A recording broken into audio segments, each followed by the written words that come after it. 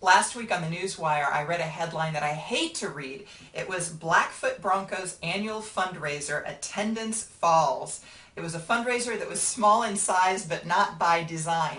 When I did the click through and read about it, it talked about how the Booster Club up there was hosting an annual fundraiser to raise money for the athletics at the high school there, but the attendance had fallen, donations had fallen. The president of the club blamed it on the economy. But when I was doing the research to figure out how big Blackfoot, Idaho was, 11,000 by the way, I also came across a whole string of news stories talking about a hazing incident that happened in the months preceding this event.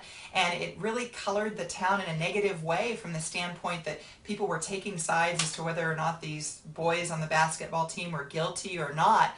And I tend to wonder if maybe that had an effect on the auction as well, because people are raising money for the athletics, and here's been this big court case now about the hazing of the basketball players.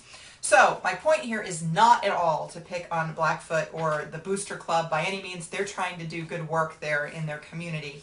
Kudos to them. But I think we all have been in a situation where maybe something is going south and it's not necessarily related to our organization, but it can affect our auctions. So what do we do in situations like that to counteract? So here's some suggestions. First, if you think lower attendance is going to be expected, decrease the number of items that you're going to have on site. You do not want this to be a yard sale. You don't want people walking home with steals. You're going to make it small and slick. If attendance falls, decrease the number of items you're selling. Number two, you can procure from donors that are not directly involved in the controversy. If Sam always makes a nice donation, but Sam is the one on the witness stand now, maybe we shouldn't ask Sam for the donation right now. If he's on trial, we don't want Sam's donation, because unless you're really wanting to push the envelope here, people are going to take sides that either Sam is guilty or not, or involved or not, and why bring that into your event? Number three, you want to offer items that are not directly related to the hot button. Case in point, last year there was a beautiful vacation home that I was selling. The home was located on the Gulf.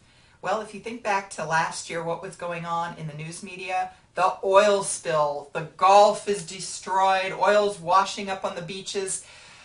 That depressed the value of that item. Beautiful home. Ordinarily, it's a great donation, sells for lots of money, not necessarily when you've got national news coverage. In this case, the crises wasn't necessarily related to the school, not to the town, but it was the region, the nation almost, in fact, and that's what can depress items as well. So just keep that in the back of your mind, offering items that maybe are not directly related to a hot button that's going on.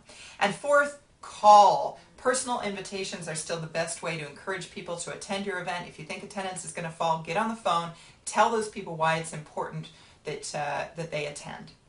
Now, it's not easy to conduct one of these galas in the midst of a controversy. I will give you that. But it could be that your particular gala is that beacon of light that gets everybody rowing again in the same direction. So don't give up, but just think smart. Plan appropriately. I'm Sherry with Red Apple Auctions. For more tips, be sure to sign up on my website for my free auction item guide. It's the top 100 items that we sold for overvalue last year. That's at redappleauctions.com.